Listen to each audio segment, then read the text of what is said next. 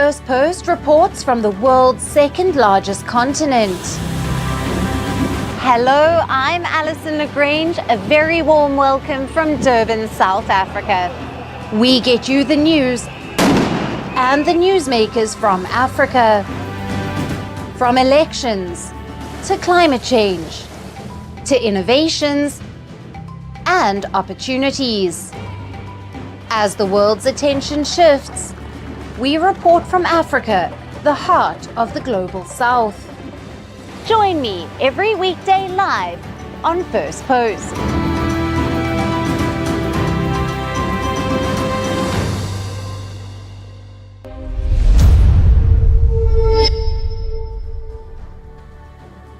Hello and welcome to Firstpost Africa, where we get you the top stories from the continent and from across the world. I'm Alison Lagrange, coming to you live from Durban, South Africa. First, let's take a look at the headlines. The US-Russia talks on a possible Ukraine peace deal begin in Saudi Arabia, a day after separate US-Ukraine discussions, this even as Russian attacks continue on the ground.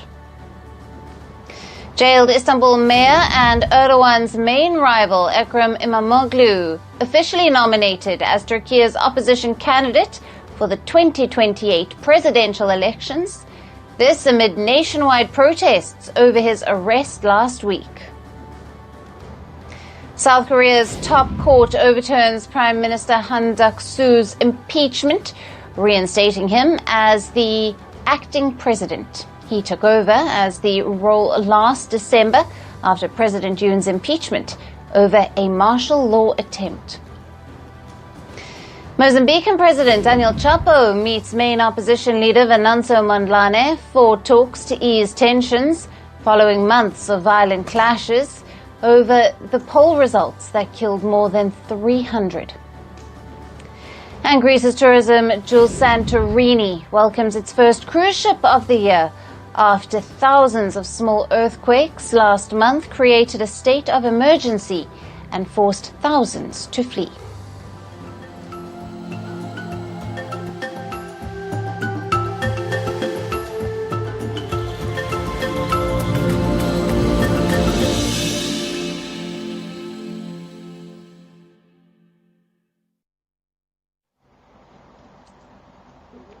Hello and welcome.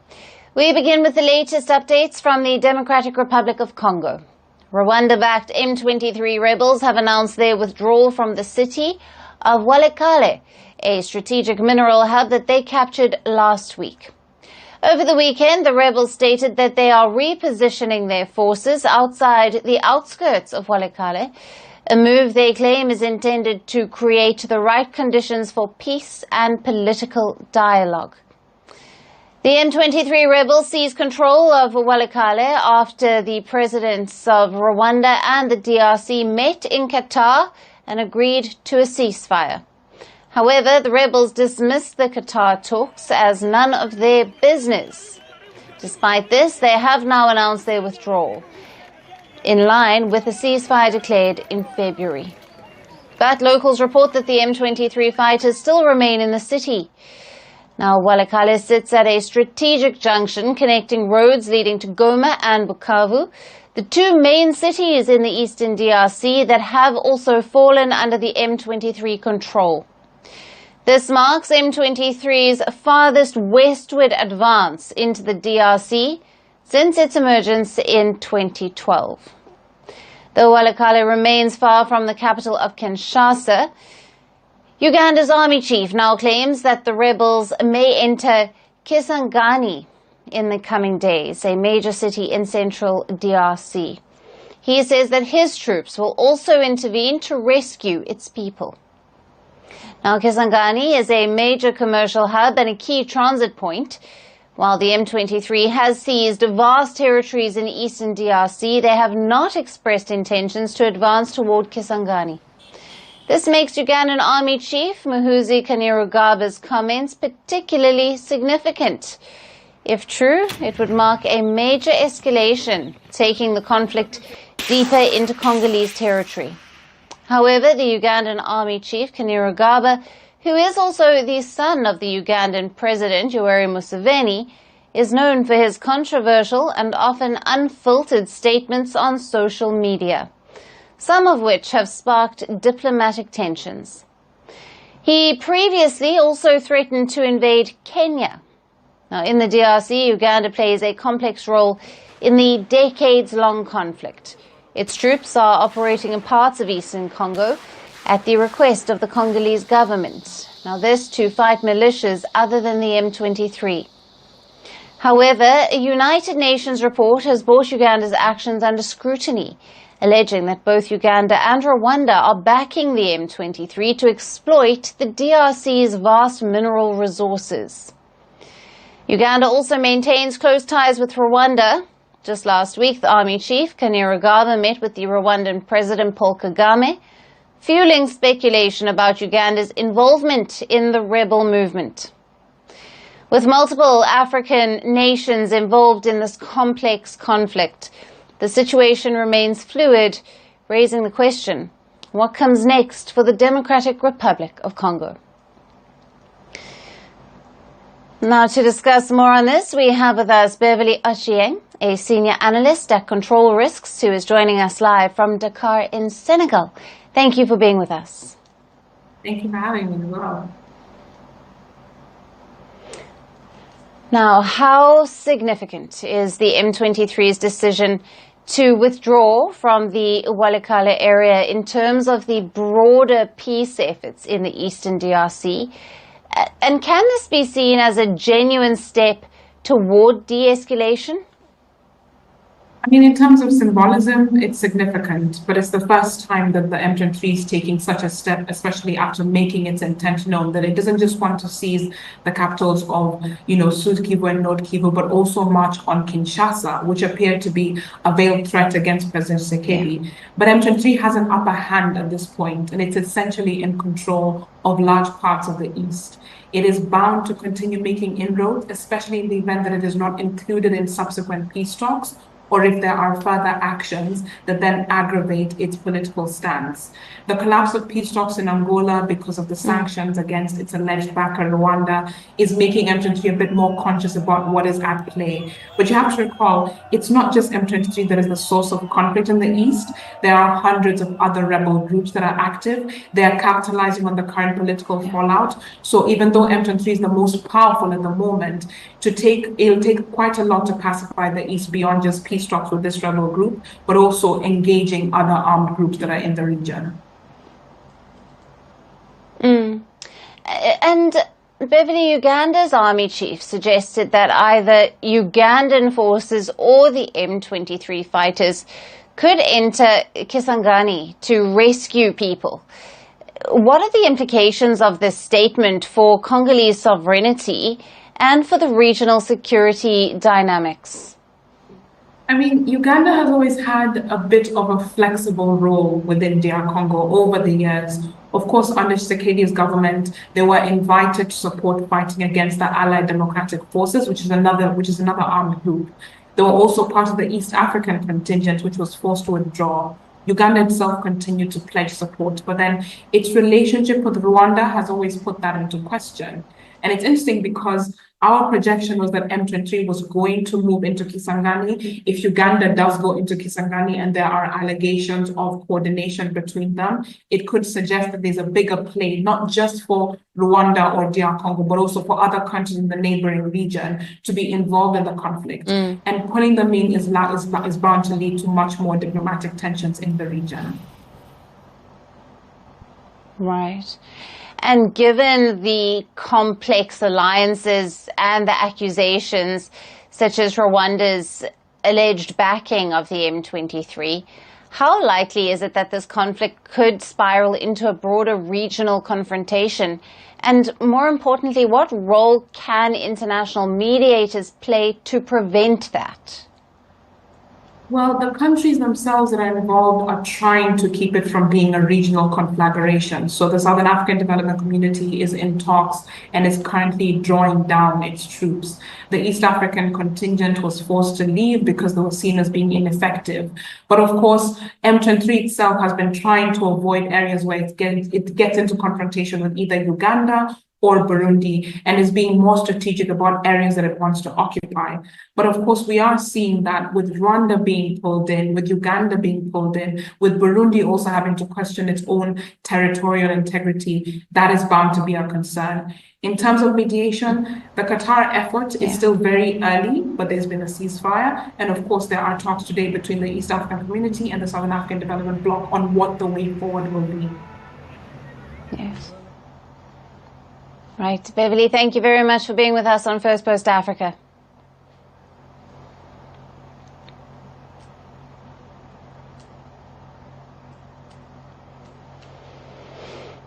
Shifting focus to South Africa, where the ambassador to the United States, who was expelled by the Donald Trump administration, has returned home to a hero's welcome.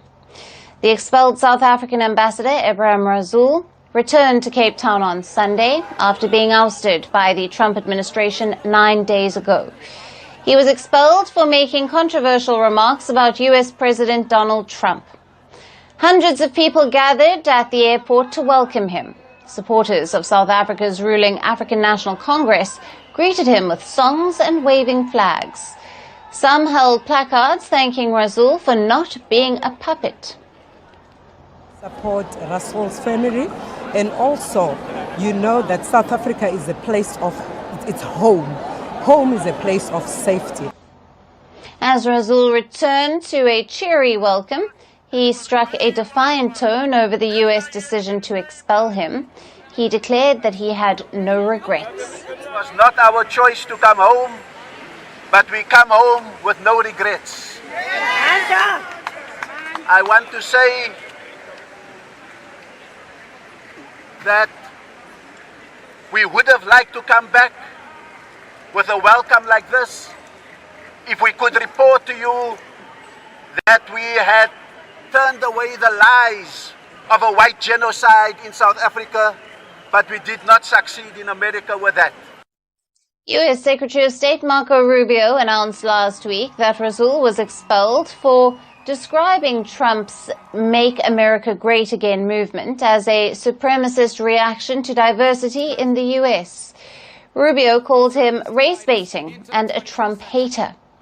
Rasool, a former anti-apartheid activist, defended his remarks, saying that he had been addressing South African intellectuals and political leaders, telling them that the old way of engaging with the U.S. would no longer work.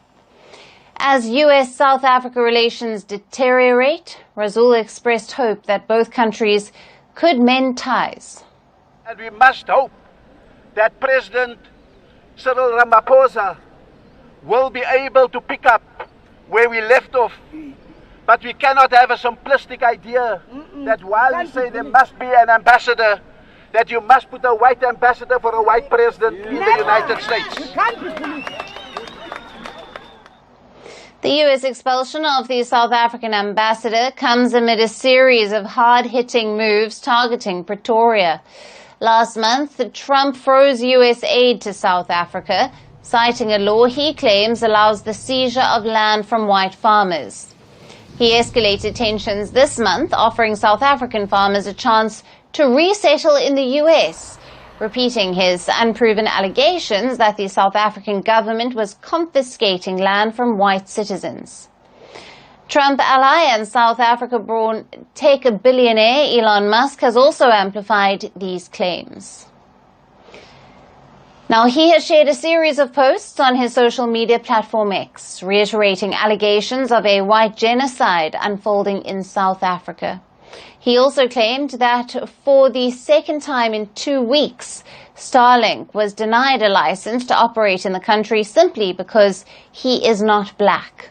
However, South African President Cyril Ramaphosa's government has repeatedly dismissed these U.S. accusations, urging Washington to move beyond social media diplomacy. Will the US and South Africa engage in dialogue to repair ties? We will continue our coverage.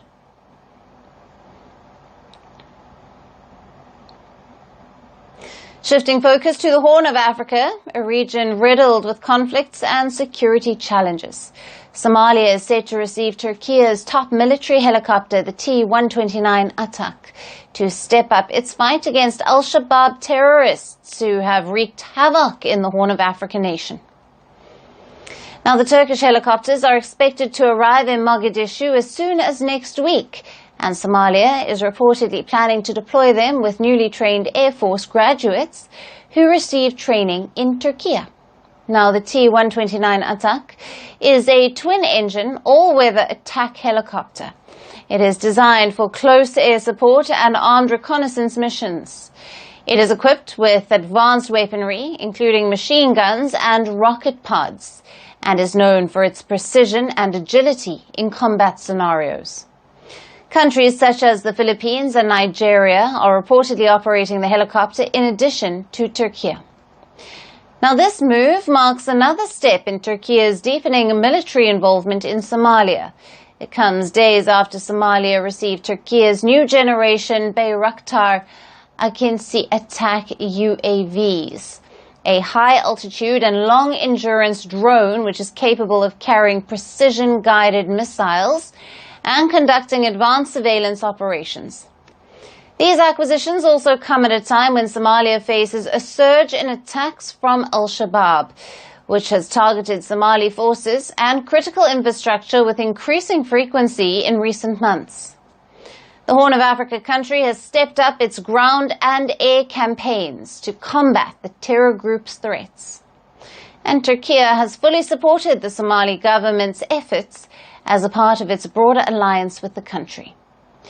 Militarily, it has been training Somali soldiers and police since 2017. It also operates its largest overseas military base in Mogadishu, known as Turksum. Now, Turkey and Somalia signed a defense and economic cooperation agreement last year. Turkey is also in talks to establish a missile and space rocket test site with Somalia. Beyond military, Turkey has invested heavily in Somalia's infrastructure, healthcare, and economy. It also played a key role in mediating peace talks between Somalia and its rival Ethiopia. However, Turkey's growing influence in Somalia has sparked concerns in the United States. Washington, a longtime security partner of Somalia, views Ankara's expanding presence as a challenge to Western interests in the region. And Somalia is finding itself caught in this growing tug-of-war. Last week, President Hassan Sheikh Mahmoud fired his defense minister, reportedly under pressure from the United States. Reports claim that the dismissed official had close ties to Turkey. For now, Somalia remains focused on bolstering its defense against Al-Shabaab. But with Turkey expanding its footprint and U.S. concerns escalating, Somalia finds itself navigating a complex geopolitical landscape. What comes next for the Horn of Africa? Only time will tell.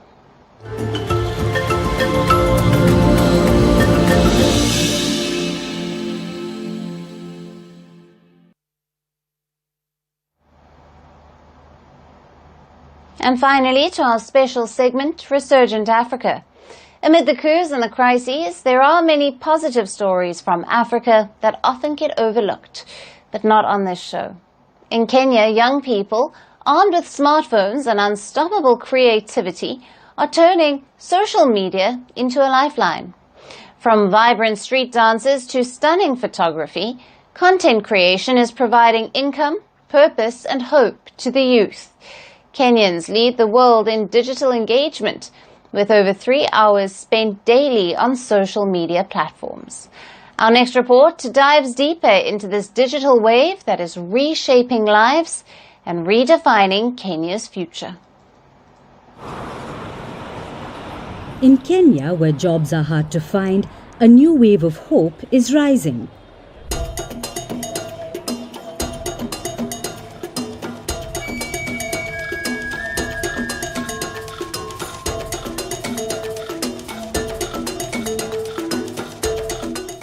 young people are transforming smartphones into tools of survival and creativity. Armed with cameras and internet access, they are diving into the digital economy, reshaping their futures through social media. Every Sunday, streets in Nairobi come alive with energy. Groups of young creators gather with cameras in hand, choreographing moves and capturing moments. Content creation helps us to provide for our bills, and also like we post on Instagram, TikTok and YouTube, we make around $100 in a month, which is better from nothing. However, just like any other revolution, Kenya's content creation revolution stems from daunting odds. With 67% of those aged between 15 to 34 unemployed, traditional paths to success seem out of reach. Yet, social media offers an alternative, a space where creativity meets opportunity. Many earn from TikTok tips, YouTube ads, and private gigs. And for some, the monthly income might be modest, but it's a lifeline in tough times. I did Bachelor of Science in Nursing and Public Health, but just after graduating, I came to a shock in our country that there are no jobs. So I had to be innovative. I had to look for other ways of getting money. Even for young photographers and filmmakers, things have become easier after a government decision removed barriers. In 2022, Nairobi waived outdated business permits for creators. This bold step has fueled a surge in content creation, allowing many to pursue their passions without the fear of fines or restrictions. It's better like I do these videos and I get something than just staying idle and I'm not getting something, and at the end of the day maybe I might graduate, yes, and I won't get like a job, you know. So I better like do these videos and I get something. But the shift isn't just about income. For some, creating content offers stability and purpose. It keeps them away from harmful paths while connecting them with global audiences. Youths, instead of indulging in activities like stealing and robbery, you know, but now it has helped most of the youths. They engage in these activities of dancing, and now they have to get something, and they, with the help of the money, the few cash they get, they can go and feed their families, and everyone can enjoy. And Kenya's digital enthusiasm sets it apart. A global report last year found that Kenyans spend more time on social media than any other nation, which is 3 hours and 43 minutes daily. Hence, it is evident that social media's reach is expanding in Kenya at an unprecedented pace. In the East African nation, this is more than a trend. It's a revolution of resilience and resourcefulness. And social media is no longer just for entertainment, it's a tool for survival, empowerment and connection.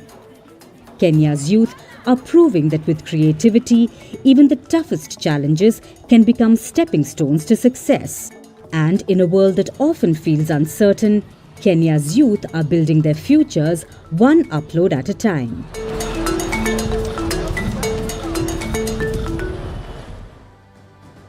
And that's it on the show for today. We will see you again tomorrow at the same time. Thank you for watching, and goodbye.